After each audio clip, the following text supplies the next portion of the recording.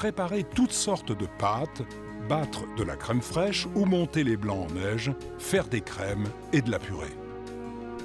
Le modèle de base est livré avec son bol en acier inoxydable de 7 litres, un rouleau, un couteau, une spatule, un couvercle, un crochet à pétrir et un batteur double accompagné d'un bol de 3,5 litres. Nous allons maintenant voir comment assembler. Montez le bol en inox sur l'axe d'entraînement et mettez le couteau en place. Libérez le bras et placez-le au centre du bol. Levez la goupille, placez le rouleau et enfoncez la goupille pour fixer le rouleau au bras. Verrouillez ensuite le bras dans la position souhaitée. Si la pâte doit être malaxée, un espace de 2 à 4 cm est recommandé entre le bol et le rouleau. Le rouleau peut alors se déplacer dans un mouvement de va-et-vient du centre vers le bord. Une vitesse lente à moyenne est recommandée.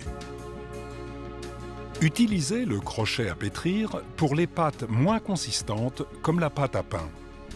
Fixez le crochet avec la goupille du bras. Veillez à ce qu'il ne soit pas en contact avec le fond du bol pour éviter d'endommager ce dernier. Ajustez le crochet à pétrir avec la vis du bras afin d'obtenir un espace d'environ 4 à 5 mm entre le crochet et le fond du bol. Vous pouvez laisser le bras pivoter au centre du bol ou le fixer dans la position souhaitée pour un meilleur résultat. Laissez votre assistant travailler à vitesse lente ou moyenne. Placez la tige sur l'axe d'entraînement de l'appareil. Assurez-vous qu'elle est bien fixée. Placez ensuite le bol sur la tige et appuyez dessus tout en tournant lorsqu'il est au fond. Le bol doit être monté en orientant la poignée vers l'avant.